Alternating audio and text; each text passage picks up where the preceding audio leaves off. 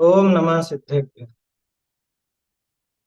नमः श्रीवर्धमानाय निर्धूतकलितात्मने सालोकानां त्रिलोकानां यद्विद्यादर्पणाय ते।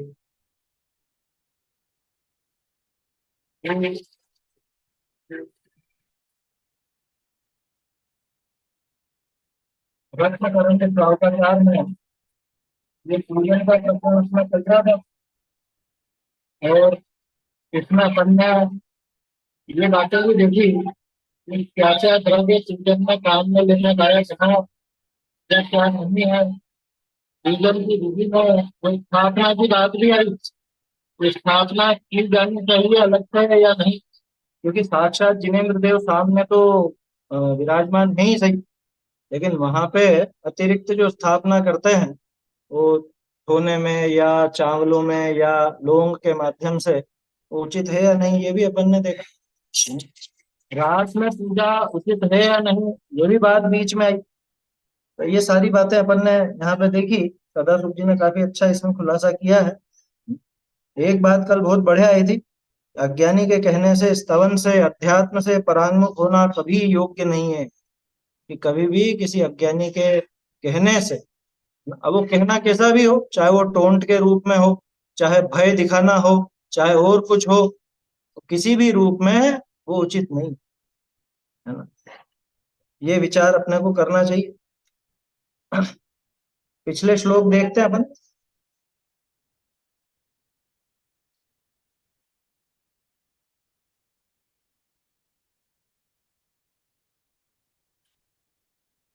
गोत्रम प्रणते भोगो कामादिपातकाक्षीता भक्ते सुंदर रूपम तपे नुदितु स्थितिगत निरवत दीवम शास्त्र गसंदानमर्तमतुकाले फलतिच्छाया विधवम बहुफलोक्तम शरीरभूता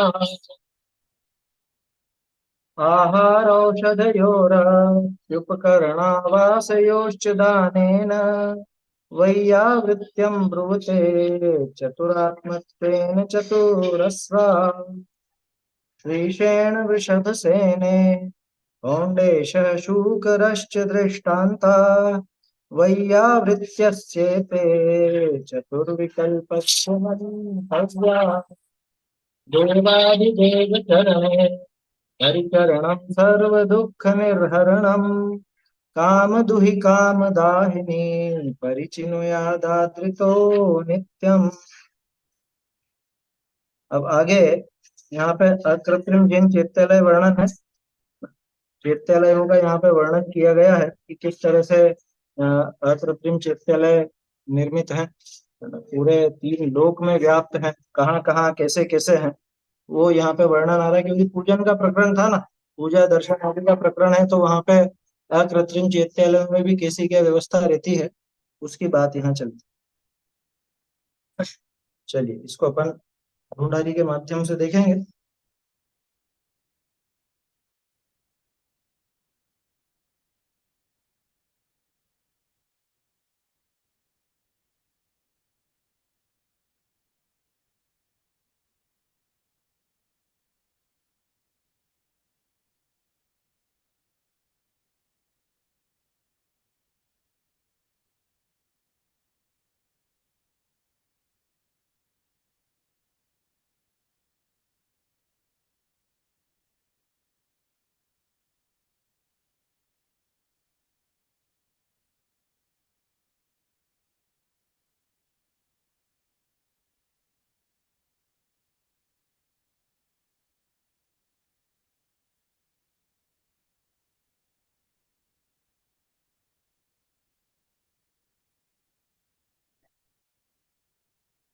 देखिए यहाँ हाथ के हाथ ये अर्थ भी देखते चलते हैं, क्योंकि सिर्फ समझने का ही मतलब ऐसा कुछ विशेष उसमें है नहीं। जानने की बात है कि किस तरह से वहाँ रचना है। यहाँ प्रकरण पाए, अकृत्रिम चैत्यालयनी का स्वरूप ध्यान की शुद्धता के अर्थ श्री त्रिलोक सार के अनुसार किंचित लिखिए। आपको ध्यान हो तो मेरे ख्याल से लगभग 2 वर्ष पहले अपन ने अकृत्रिम चैत्यालय वर्णन देखा था। त्रिलोक सार जी के अंत में जो प्रकरण था टोडर मल्ली की पीठा, 10 लक्षण से हमने देखा था, सबने 2 साल पहले अष्टवक्र दिनचर्या है वो। त्रिलोक सार का अंतिम प्रकरण है, वहाँ इसमें आचार्य देव ने पूरा वैभव बताया कि यह कृत्रिम हिमालय किस तरह के बने हुए होते हैं, कैसी इनकी संरचना होती है, ये वहां से हम लोग करने दिया है। देखो, अधोलोक में 5 करोड़ 72 लाख भवन वासिनी के भवन हैं। इनमें केतेक भवन असंख्यात योजन के विस्तार रूप, भवनवासी देवों के भवन है, बहुत बड़े बड़े बने हुए, असंख्यात योजन के विस्तार लिए हुए। केतेक संख्यात योजन के विस्तार रूप है। तीन एक एक भवन में असंख्यात भवनवासी देवनी कभी बदलनी, एक एक जिन मंदिर, अ, एक एक जिन मंदिर, ऐसे 7 करोड़ 72 लाख ही जिन मंदिर। माना देखो सीधी सी गणित है ना, एक भवन में एक, तो 7 करोड़ 72 लाख। ये 7 करोड़ 72 लाख तो अधोलोक में है। इन एक एक भवन में असंख्यात भवनवासी देवनी करी वंदनी, एक एक जिन मंदिर, ऐसे 7 करोड़ 72 लाख ही जिन मंदिर है। और मध्य लोक में पंचमेरु में 80 जिन मंदिर है, ये अपन जानते हैं, है ना। हर एक में 16 16, ऐसे 80 जिन मंदिर हो जाते हैं। गजदंतनी ऊपर 20 है। और गजदंत जानते हैं, गजदंत पर्वत है जो सुमेरु से लगा के और विदेह क्षेत्र के आखिर तक ऐसे हाथी के सींग, मतलब वो हाथी के दांत की तरह इस तरह से घूमे हुए रहते हैं, इसलिए उनका नाम गजदंत। तो 4 दिशाओं में 4 गजदंत पर्वत हैं। उसके अंदर अंदर इधर वो देवकुरु उत्तर कुरु वगैरह की संरचना वहां पर है। विजयार्धनी ऊपर 170, देखो 170 विजयार्धन। आप तो यूं समझिए इसको, 170 तीर्थंकर होते हैं ना, 170 कर्म भूमिया, और 170 कर्म भूमि के 170 विजयार्ध पर्वत, तो 170 ही वहां जिनालय हो। देव कुरु उत्तर कुरु में 10, वक्षार गिरिनी में 80, वक्षार गिरी है वहां पे 80 चैत्यालय है। 4 मानुषोत्तर ऊपरी, मानुषोत्तर पर्वत जो ढाई द्वीप को घेरे हुए है, उसमें चारों दिशाओं में एक एक, ऐसे 4 मानुषोत्तर ऊपर। ईश्वाकार ऊपरी 4, ईश्वाकार कौन से हैं कि देखो बीच का जम्बू द्वीप तो पूरा गोल है, लेकिन जो झांसी खंड एक पुष्करवण द्वीप है, वो पूर्व और पश्चिम के रूप में बटा हुआ है। तो जहाँ ऊपर ही ऊपर उत्तर दिशा में और दक्षिण दिशा में नीचे ही नीचे, तो वहां पे पूर्व और उत्तर को बांटने के लिए बिल्कुल पिछू गिरी ईश्वाकार गिरी कहलाती है। ईश्वाकार गिरी 4 हो गई, 2 तो उत्तर की तरफ, 2 नीचे की तरफ। 2 कैसे? घाट की खंड के उत्तर की एक और घाट की खंड के दक्षिण की एक। ऐसे ही पुष्करवर द्वीप के उत्तर की एक और पुष्करवर द्वीप के दक्षिण की एक, इस तरह से वो 4 तो ईश्वाकार गिरी हो जाती। ठीक है। 4 ईश्वाकार ऊपर 4, कुंडलगिरी ऊपर 4। इसके बाद में कुंडलवर क्षेत्र, मतलब वो है द्वीप है, और उसमें कुंडलगिरी है, तो उसके ऊपर भी 4, चारों दिशाओं के 4। रुचक गिरी ऊपर 4, फिर नंदीश्वर द्वीप में 52, ऐसे मध्य लोक में 4 से 58 है। जिनालय की जो रचना है वो असल में 13वें द्वीप तक है।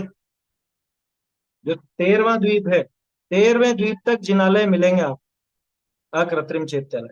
उसके आगे चैत्यालयों की रचना नहीं। हाँ, एक चीज और समझने की है। बहुत से लोग क्या समझते हैं कि चैत्यालय माने तो छोटा होता है और मंदिर बड़ा होता है। चैत्यालय वो है जिसका शिखर बंधा हुआ नहीं है, और मंदिर वो है जिसका शिखर बंधा हुआ है। ऐसा बिल्कुल भी नहीं है, ये बिल्कुल गलत बात है, ये पता नहीं जाने कैसे चल पड़ी। ऐसा कुछ भी नहीं है। अरे अकृत्रिम चैत्यालय कहलाते हैं, आया समझ में। भाई जिन चैत्य जहां पर हो वो चैत्यालय, और चैत्य माने जिनेन्द्र भगवान की प्रतिष्ठित प्रतिमा। तो जिनेन्द्र भगवान की प्रतिमा जहां विराजमान हो, जहां जिनेन्द्र देव की स्थापना हुई हो, उसे चैत्यालय नाम दिया जाता है। ऐसी परिभाषा किसी भी शास्त्र में नहीं है कि छोटा सो चैत्यालय और बड़ा सो मंदिर। शिखर बद्ध तो मंदिर और बिना शिखर का शिक्षक, ऐसा कहीं पर भी नहीं, किसी जगह नहीं है। तो ये समझना चाहिए कि 458 मध्य लोक में। ये गिनती याद रखिएगा। 8 करोड़ 72 लाख तो अधोलोक में, 458 मध्य लोक में, और 458 में भी विशेष यहाँ बताई दिया कि 80, 80 तो अपने क्या बोलते हैं, मेरू पर्वतों में, सुमेरु में, सुमेरु आदि जो 5 मेरु हैं, उन 5 मेरु में 80, और जो नंदीश्वर द्वीप है उसमें 52। ठीक है ना। ऐसे 52 और 80 मुख्य भाग तो यही हो गए 458, और बाकी अलग अलग जगह पर अलग। और ज्योतिर्लोक में असंख्यात जिन मंदिर। ज्योतिर्लोक माने ये जो सूर्य चंद्रमा इत्यादि हैं, इनमें ऐसे संख्या रूप जिन मंदिर तो 8 करोड़ 56 लाख 97 हजार 481। ये एक पूजन भी है कृत्रिम जिन चैत्यालय की। 3 लोग की पूजा आती है जिसमें कृत्रिम चैत्यालयों का वर्णन आता है। 8 करोड़ और 70 लाख सहस्र 97 चतुष्क ता ऊपर 81 जान, ऐसा करके वसु कोटि सु 56 लाख 97 सहस्र 481। ऐसा ऐसी पंक्ति है पूजा में। वसु कोटि सु 56, 8 करोड़ और 56 लाख 97, 56 लाख 97 हजार, है ना, और 481। और व्यंतर ज्योतिषिनी के असंख्यात जिन मंदिर, मतलब संख्या देखो तो अधोलोक में, मध्यलोक में और ऊर्ध्वलोक में, ऊर्ध्व में भी स्वर्ग में, ठीक है ना, वहां की तो संख्या है। और ज्योतिष विमानों में तो असंख्य है, असंख्य, उनकी संख्या नहीं। अब जिनालयनी का स्वरूप कही। अभी तक तो संख्या देखिए अपन, और कैसे होते हैं वो देखो। जिनालय 3 प्रकार है, मतलब अकृत्रिम चिकित्सालय भी 3 तरह से, उत्कृष्ट, मध्यम, जघन्य। यहाँ उत्कृष्ट, मध्यम, जघन्य की जो बात है वो आकार की अपेक्षा से लेना, स्वरूप में कोई अंतर नहीं है। नहीं तो आपको सोचो कि यहाँ पे दर्शन का विशेष फल होगा और वहां पे दर्शन का कम फल होगा, ऐसी बात नहीं। इनमें उत्कृष्ट जिन मंदिर की लंबाई 100 योजन की, चौड़ाई 50 योजन की है, ऊंचाई 75 योजन की।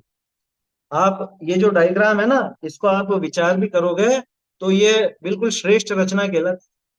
आजकल जो क्या कहें, देखो आजकल जो प्लॉट वगैरह काटते हैं, कॉलोनियां काटते हैं और वो मकान बनाते हैं ना, वो भी लगभग लगभग इसी तरह के नाप लेकर के चलते हैं।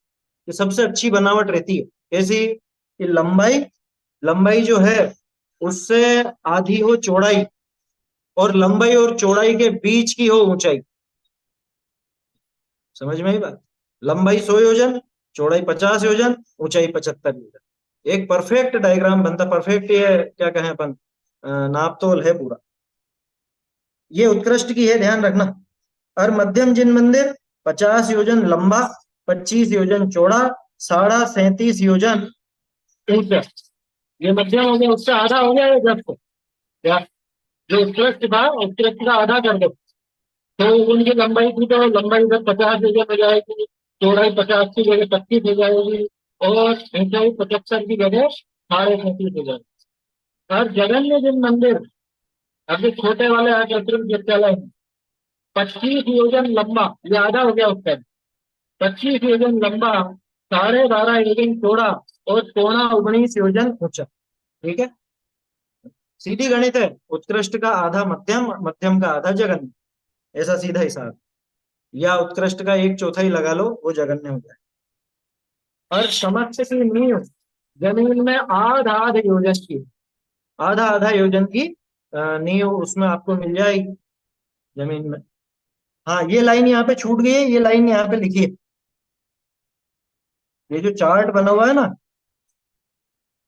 अच्छा एक चीज और, 2 सुधार और है। ऊपर आप देखोगे तो ऊर्ध्व लोक में लिखा है, उर्दू में ऊ बड़ा आएगा। ठीक है, और जैसे लिखा ना, ज्योतिर्लोक में भी ज्योतिषी देवों के, तो ये भी ज्योतिषी देवों के अतिरिक्त ये ब्रैकेट में डाल सकते हैं, जैसे अर्थ तो स्पष्ट है। फिर इसके बाद ये जो चार्ट है, चार्ट के नीचे, अच्छा ये इन्होंने लाइनें नहीं दी, सीधे चार्ट बना दिया, कोई दिक्कत नहीं। चार्ट के नीचे इन जिन मंदिरों के 3-3 दरवाजे के पहले पहले ये लाइन लिखी है, सभी की नींव जमीन में आधे आधे योजन की है। सभी की नींव जमीन में आधे आधे योजन की है।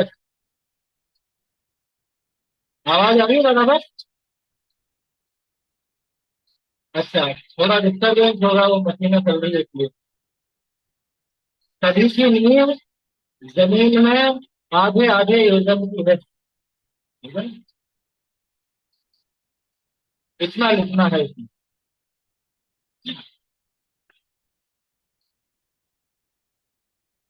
हाँ वो आज ये थोड़ी मशीनें चल रही है, इस वजह से ऐसा आवाज में डिस्टरबेंस है ना? समस्त की नींव जमीन में आध आध योजन की, स्पष्ट है? चाहे मध्यम हो, उत्कृष्ट हो, जघन्य हो, नींव सबकी आधा आधा योजन। पर्याप्त होता, आधा योजन की बहुत होता।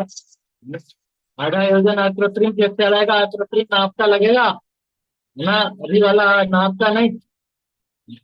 यानी कि लगभग लगभग कितना हो गया है?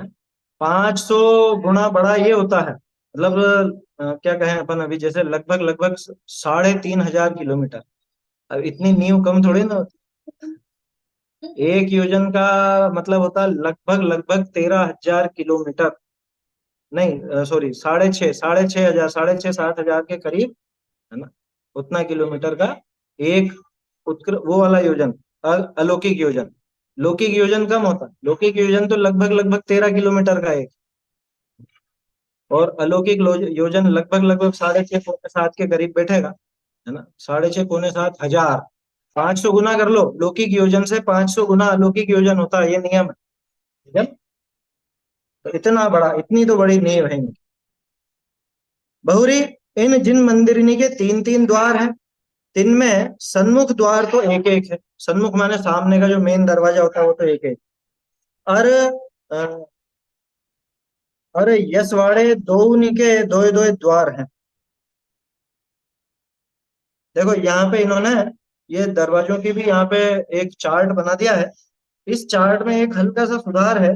ये जो तीसरा पॉइंट है ना, बाजू के दरवाजे, तो बाजू के दरवाजे में बाजू के दो दो छोटे दरवाजे, बाजू के दो दो छोटे का मतलब एक तो मेन दरवाजा होता है और उसके साइड में दो छोटे छोटे दरवाजे होते हैं। आज भी आप देखोगे तो जो पुराने मंदिर है उनमें ऐसी संरचना मिलती है बहुत सी जगह पे।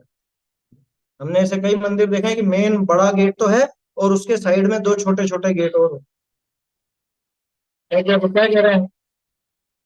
इनमें इनमें सन्मुख द्वार का प्रमाण ऐसा जानना, उत्कृष्ट जिन मंदिर के द्वारनी की ऊंचाई 16 योजन की है, चौड़ाई 8 योजन की।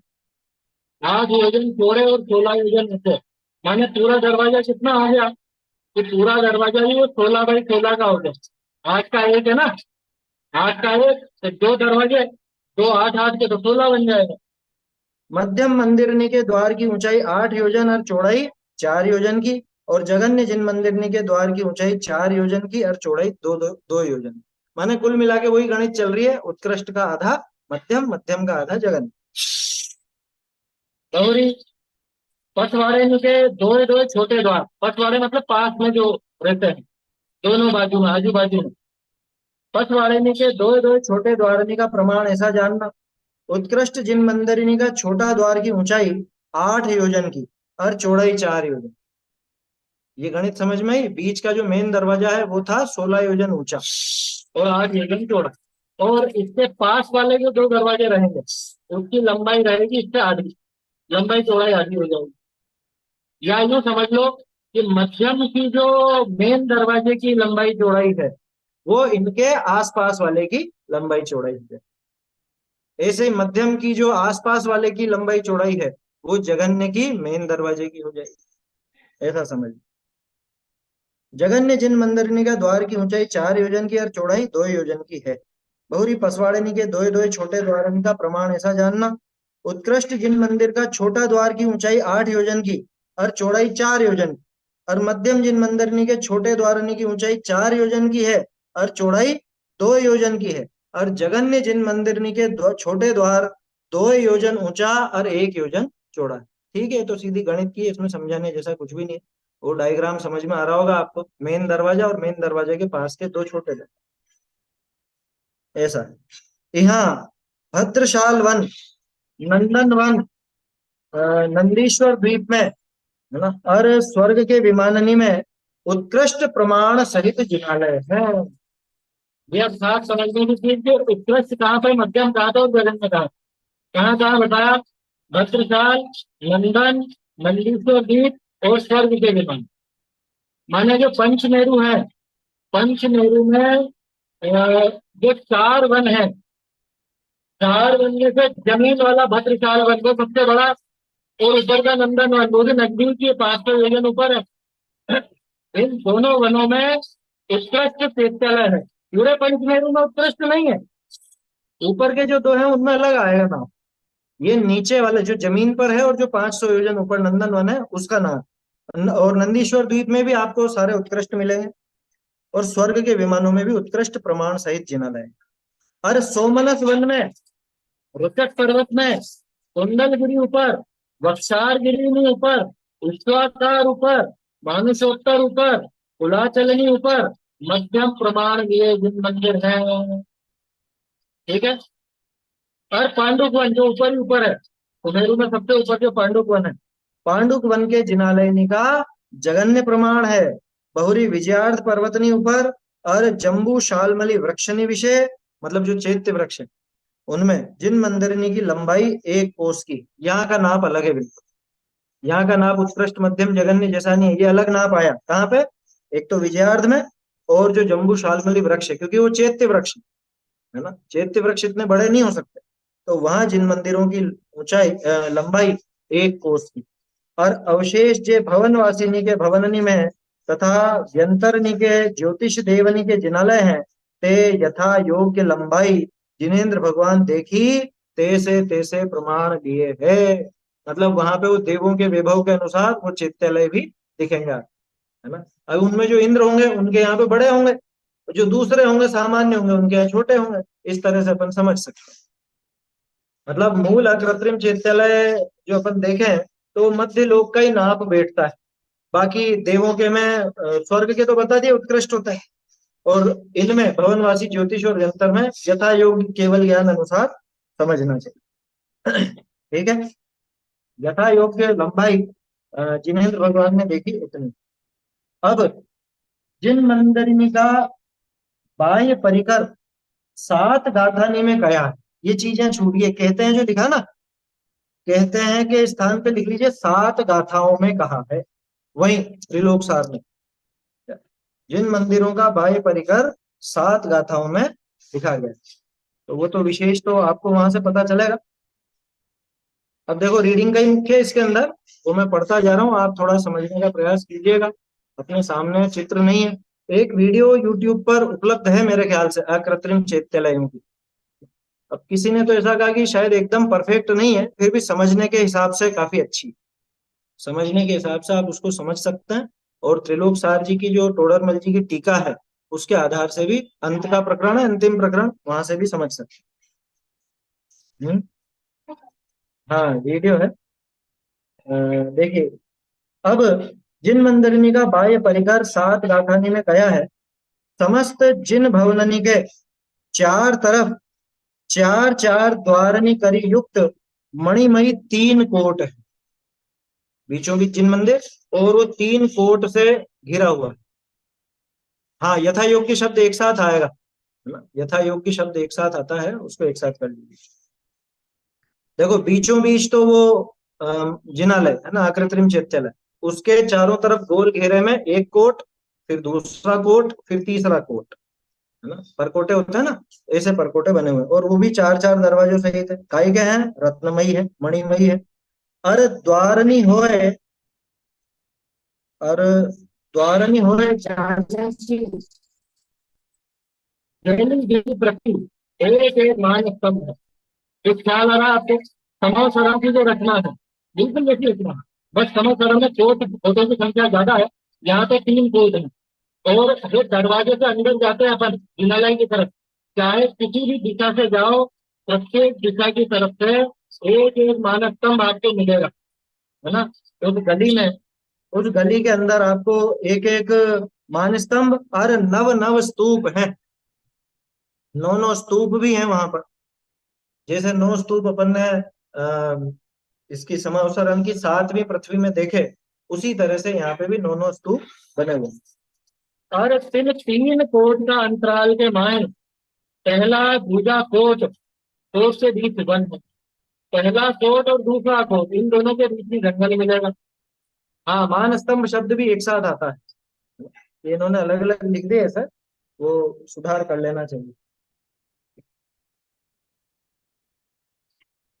बोलिए।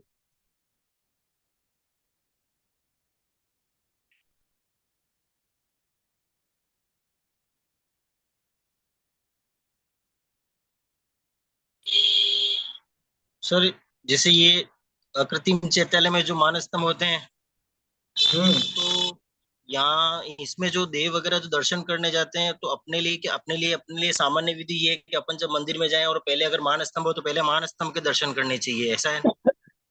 हाँ तो वहां भी वो देव लोग भी ऐसे ही करते हैं क्या? हाँ, करते ही होंगे ना। वो तो भाई जिनालय की रचना है, जिनेन्द्र देव की प्रतिमा प्रतिष्ठित है, विराजमान है, तो करेंगे इसे ही उनके दर्शन पूजन आदि। तो अपने आप ही वैसी व्यवस्था बनती है कि मान स्तंभ को देख करके अपने आप ही मान विगलित होता है। अब चाहे वो देव हो चाहे मनुष्य हो, उससे फर्क नहीं पड़ता।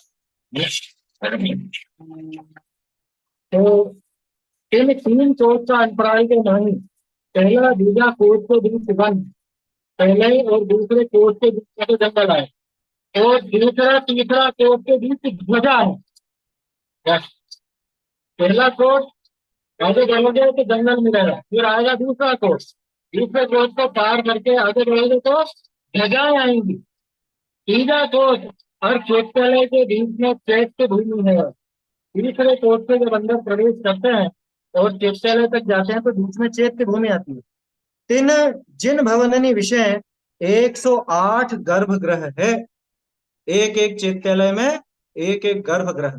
ये अंदर की बात है, बाहर का नहीं। बाहर जो रचना है वो तो अलग है ही, से बाहर भी होते हैं जिनालय बने हुए।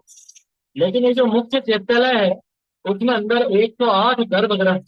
माने ऐसा समझ लीजिए आप, तो जैसे अब क्या कहेंगे, वेदियां तो एक ही जगह अलग अलग भी हो जाती हैं, ये तो गर्भगृह ही अलग अलग अलग पूरे 108 गर्भगृह।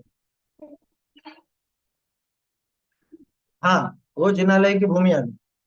तीन जिन भवननि के मध्य रत्ननि के स्तंभनि करी युक्त स्वर्णमय 2 योजन चौड़ा 8 योजन लंबा 4 योजन ऊंचा देवच्छद कहिए मंडप गुंबज छत सहित है ना। बीचों बीच देवच्छद होता है, जैसे बहुत से अब पुराने मंदिरों में तो होता था, अभी हमारे यहाँ पे भी वो जब कोई दशलक्षण का विधान या कुछ होता तो वो ऐसे 4 खंबे लगा के ऊपर चंदवा बांध देते थे, है ना।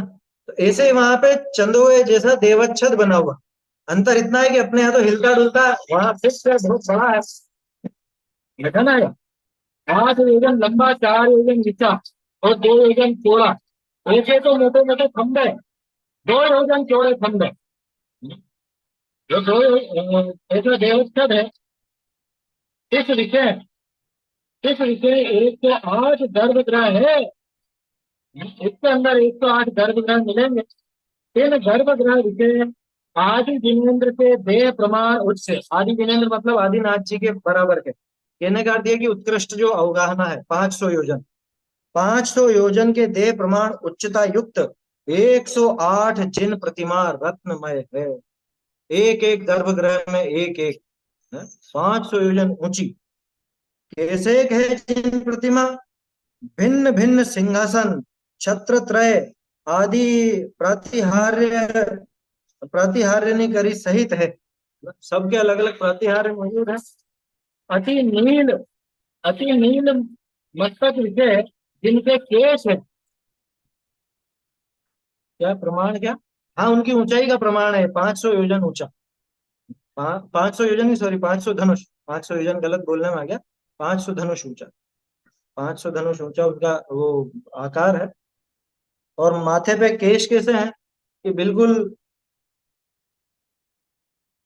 ऊंचाई में तो दोनों चलते हैं। अब आजकल तो चंद्र का प्रयोग कम ही होने लगा, वैसे तो ऊंचाई में चंद्र बिंदु आता है। नील मस्तक विषय जिनके केश। नील का अर्थ काला, ये थोड़े दिन पहले भी अपन ने चर्चा की थी, है ना। नील शब्द काले के लिए आता है। तो एकदम ऐसे काले काले केश।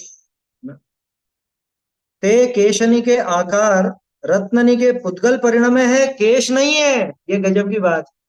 वहां पे ऐसे बाल नहीं लगे हुए हैं पृथ्वी, या कोई ऐसे नहीं, अलग अलग रत्न और मणियों के माध्यम से ही वो बने हुए हैं, ठीक है ना। बहुरी वज्र जो हीरा, तिनमयी दंतनी के आकार संयुक्त है। हीरे जैसे तो दांत, हीरे ही है, दांत क्या, हीरे ही हो, दांत दांत उसके बने हुए। और विद्रुम जो मूंगा, तिस समान रक्त जिनके उष्ट है ना, ओठ उनके बिल्कुल मूंगे के समान लाल। बहुरी और नवीन कुंपल समान शोभा युक्त रक्त हस्त पाद तल है। बिल्कुल नवीन नवीन कोपल हो उसके जैसी शोभा सहित तो हाथ पैर के ये तल है एकदम ऐसा। इसका एक सामान्य सा वर्णन पूजा में भी आता है, नंदीश्वर द्वीप की पूजा में। क्या, लाल नख मुख नयन श्याम अरु श्वेत है, श्याम रंग भौह सिर केस छवि देत है।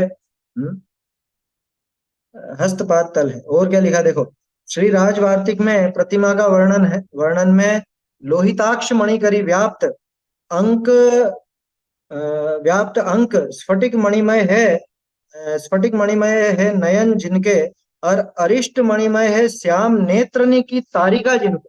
देखो मणियों की उपमा, और मणि से ही बने हुए। और अंजन मूल मणिमय, अंजन मूल मणिमय वह फणी और प्रकृति की लता जिनके, नील मणिमय केशनी करी युक्त ऐसी जिन प्रतिमा है। ऐसा वर्णन राजवार्तिक ग्रंथ में भी अपने को मिलता है, वहां के हिसाब से भी लिखा। 10 ताल प्रमाण, 10 साल प्रमाण लक्षण आदि करी धरी है, जो शुभ लक्षण कहलाते हैं शरीर में, उन सब शुभ लक्षणों से व्याप्त है। यहाँ ताल का प्रमाण 12 अंगुल का, 12 अंगुल का एक ताल है ना। अब 12 अंगुल लगभग लगभग 12 इंच माने 1 फुट समझ लो, लगभग लगभग 1 फुट का एक ताल होता है ना। और ऐसे जो लक्षण है, शुभ लक्षण है, 10 ताल प्रमाण जैसे भी रहते हैं, अब उनका वर्णन तो ग्रंथों के अनुसार समझना चाहिए। प्रथम जिनेन्द्र ज्यों जानो की देखे ही है, मानो बोले ही है? जाने कोई आदिनाथ जी अभी बोलने लगेंगे ऐसा। वचन बोलत मनो हसत हसत कालुष हरम, ऐसा वर्णन आता है ना, वो सब ग्रंथों के हिसाब से लिखा है उन्होंने, कोई पूजा में ऐसे ही नहीं मन से बना दिया। बहुरी एक एक गर्भगृह विषय, बरोबर पंक्ति कर खड़े नाग कुमारनी के व यक्षनी के 32 युगल चमर हस्तनी में लिए है। ये 64 चमर का ये हिसाब है। कौन सी, अच्छा हाँ एक चीज छूट गई क्या, बोल तो दे। प्रथम जिनेन्द्र ज्यों जानो की देखे ही हैं, मानो बोले ही हैं। जानो कोई अपने को ही देख रहे हो, अपने को देखकर अभी बोलेंगे इसे। एक एक गर्भगृह में पंक्तिबद्ध खड़े हुए नाग कुमारों के व यक्ष कुमारों के, नाग नागेंद्र या यक्षेंद्र, वो वहां पे 32 युगल, 32 जोड़े में खड़े रहते हैं। दो दो मतलब दो की पंक्तियां बनी हुई है, 32 दूना 64, तो वो 64 चमर इस तरह से।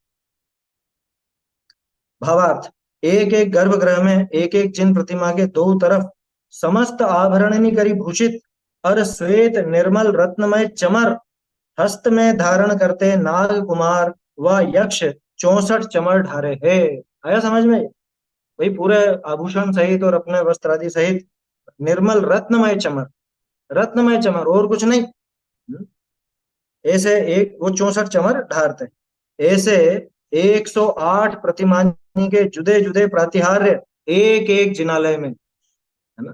प्रत्येक प्रतिमा के ऐसे 8 प्रतिहार्य सहित ही एक एक जिनालय। बहुरी तीन जिन प्रतिमानी के 2 पसवाड़े विषय श्री देवी और सरस्वती देवी और सर्वाल्य यक्ष और सनत कुमार यक्ष, इनके रूप आकार तिष्ठे, मतलब उनके पास में बने हुए होते। तो बहुत से लोग समझते हैं ना कि पुरानी प्रतिमाओं के पास में वो यक्ष यक्षिणी बने हुए हैं, वो क्या है, वो इस तरह के ही रहते हैं। श्री देवी और सरस्वती देवी और सर्वाल्य यक्ष और सनत कुमार, इनके रूप आकार तिष्ठे। बहुरी 8 प्रकार के मंगल द्रव्य जिन प्रतिमानी के निकट शोभे है, 8 प्रकार के मंगल द्रव्य है ना, 8 मंगल द्रव्य है, वो भी उनके निकट शोभित हो। मतलब ये समझ लो जैसा समोसरण का स्वरूप है, लगभग लगभग उसके जैसे ही स्वरूप इनका भी, वहां भी ये सब है। है ना, 8 प्रातिहार्य भी हैं, अष्टमंगल द्रव्य भी हैं। झारी, कलश, दर्पण, बीजणा, ध्वजा, चमर, छत्र, ठोना, ये 8 मंगल द्रव्य। ठीक है, ये अष्ट मंगल द्रव्य जो वहां पे दिखते हैं।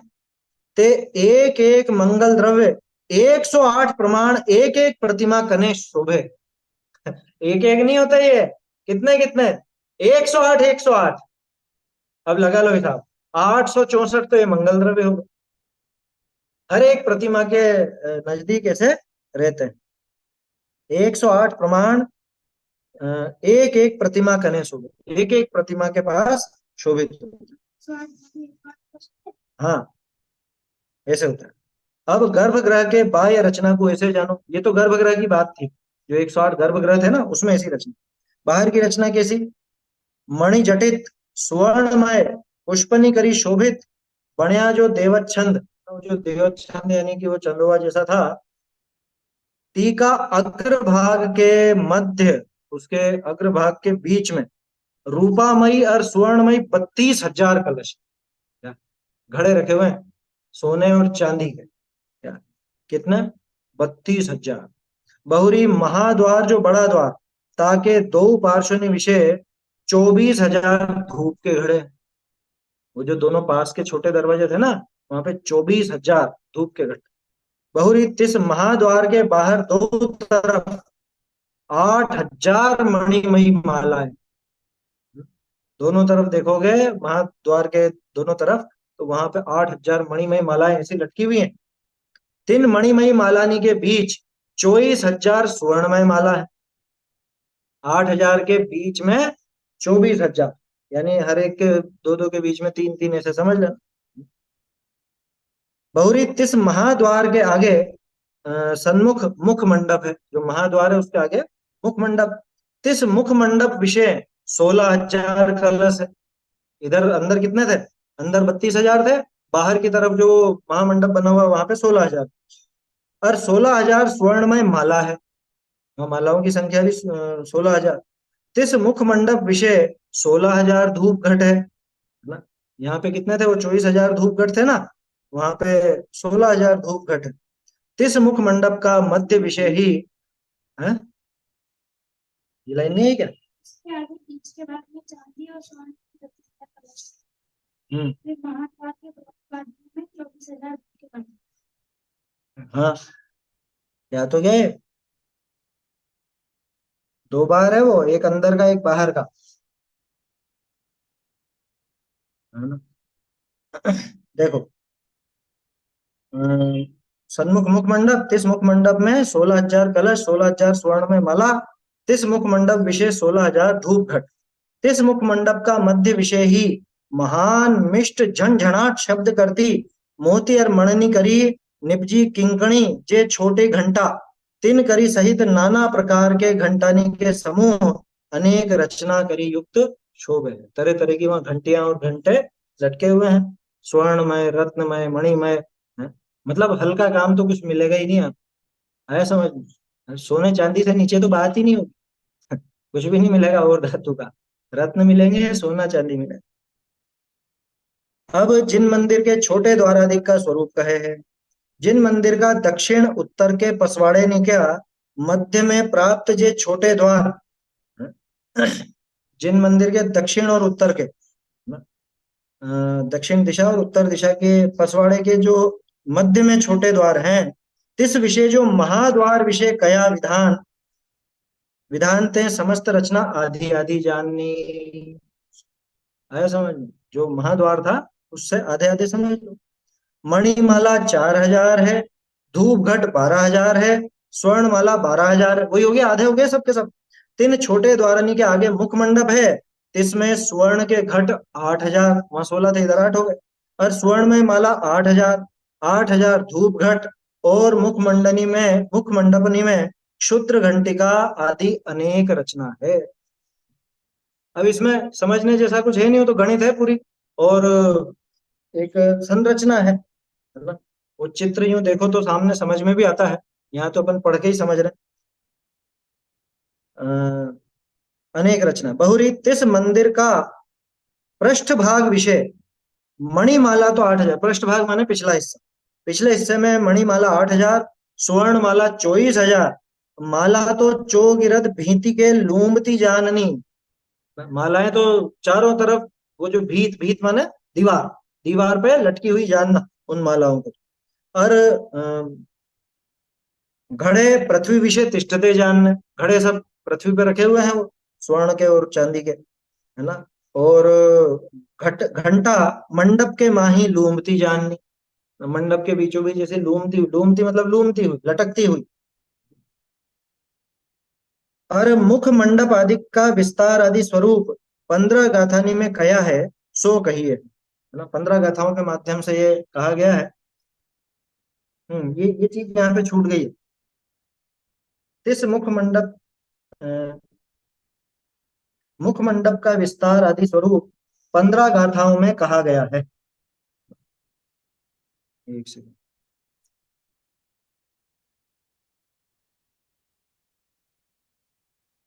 का विस्तार, ये जो विस्तार लिखा ना, मुख मंडप के आगे तो आदि लगा लीजिए, और विस्तार के आगे 15 गाथाओं के अनुसार कहते हैं, 15 गाथाओं के अनुसार कहते हैं।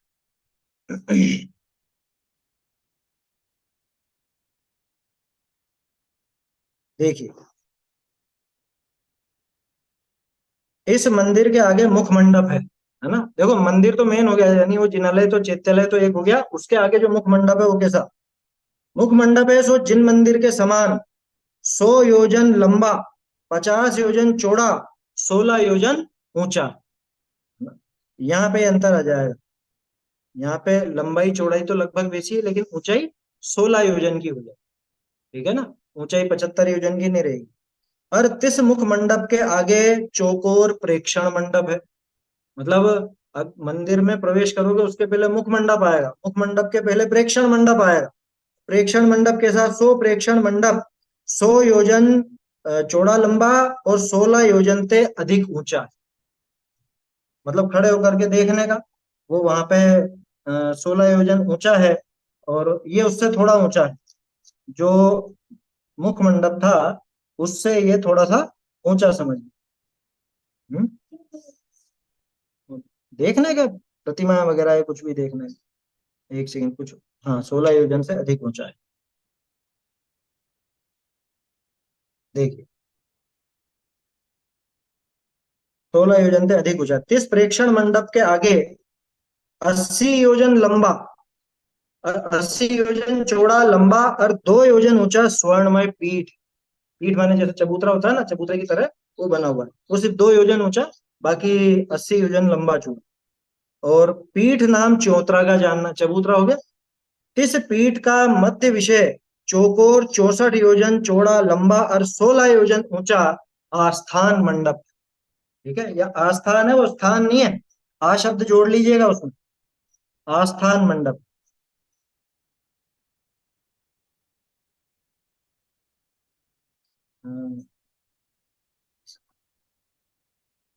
आस्थान मंडप है, आस्थान मंडप नाम सभा मंडप का है, वो आस्थान मंडप जो है उसको सभा मंडप भी कहा जाता है। बहुरी, इस आस्थान मंडप के आगे 40 योजन ऊंचा स्तूपनिका मणिमय पीठ, इसके आगे वो स्तूप आते हैं, ठीक है ना। 40 योजन ऊंचा स्तूपनिका मणिमय पीठ, 100 पीठ, 4 द्वारानी करी संयुक्त, 12 अंबुज वेदिनी करी युक्त है, 12 अंबुज वेदियां यानी कि कमल की वेदियों सहित है। इन जहां पे भी स्थान मंडप लिखा है ना, आस्थान कर लीजिएगा, 2 जगह तो आ गया यहाँ पे। बहुरी, तिस पीठ के मध्य 3 कटनी करी संयुक्त, उस पीठ के बीच में 3 कटनी करी संयुक्त 64 योजन चौड़ा लंबा ऊंचा ऊंचा बहुत रत्नमय जिन बिंबनी करी सहित स्तूप है। वो जो नौनो स्तूप की बात आई थी वो ये 3 कटनी लिए जो रत्न राशि, ता का नाम स्तूप है। स्तूप किसको कह रहे हैं, 3 कटनी लिए रत्न राशि, जैसे रत्नों का ढेर हो लेकिन 3 उसके लेवल हो, ऐसे 3 कटनी, जैसे अपन झंडा फहराते हैं ना, तो झंडा फहराने में भी वो ऐसे एक एक स्टेप होती है ना, 3-4 स्टेप में बना होता है, ऐसे बहुत बड़े बड़े ऐसे ढेर, और वो 3 कटनी, उन कटों सहित जो स्तूप, वो स्तूप कहलाते। देखिए, तीन कटने लिए जो रत्न राशि ताका नाम स्तूप, तिस ऊपर जिन बिंब विराजे, उन स्तूपों के ऊपर भी जिन बिंब विराजमान है। सो ऐसे ही नव स्तूप हैं, तिनका ऐसा क्रम करी स्वरूप है। तिस स्तूप के आगे है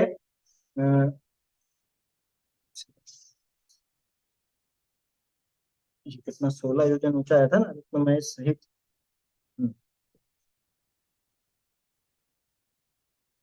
64 योजन चौड़ा लंबा ऊंचा, बहुत रत्नमय सहित। हाँ, यहाँ पे एक छोटा सुधार होगा।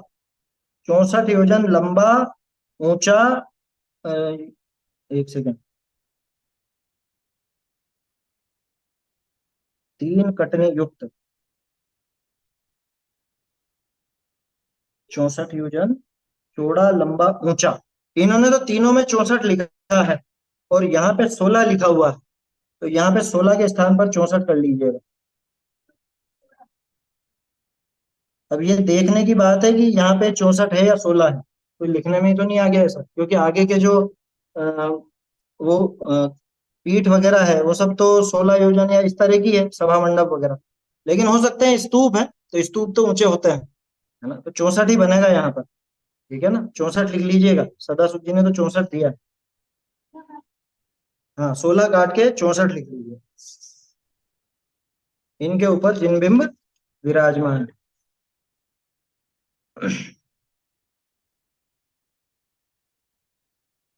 देखो, तीन कटने लिए जो रत्न राशि ताका नाम स्तूप है, अभी यहीं तक रखते हैं अपन। इसके आगे और थोड़ा वर्णन है ना, उसके बाद फिर अगली गाथा आएगी, तो उसकी चर्चा फिर आगे के देखेंगे। भगत निज सौख निन पाओ, गाओ नित्य इसी के गीत गाओ। वे प्राणी सुज्ञानी जिन जानी जिन वाणी, वे प्राणी सुज्ञानी जिन जानी जिन वाणी, जानी जिन वाणी, मानी जिन वाणी, जानी जिन वाणी, मानी जिन वाणी। वे प्राणी सुज्ञानी जिन जानी जिन वाणी, चंद सूर हो दूर करे नहीं अंतर तम की हानि, चंद सूर हो दूर करे नहीं अंतर तम की हानि। वे प्राणी सुज्ञानी जिन जानी जिन वाणी, पक्ष सकल नय भक्ष करत है स्यादवाद में सानी, पक्ष सकल नय भक्ष करत है स्यादवाद में सानी। वे प्राणी सुज्ञानी जिन जानी जिन वाणी, ध्यानत तीन भुवन मंदिर में दीवट एक बखानी, ध्यानत तीन भुवन मंदिर में दीवट एक बखानी। वे प्राणी सुज्ञानी जिन जानी जिन वाणी, वे प्राणी सुज्ञानी जिन जानी जिन वाणी।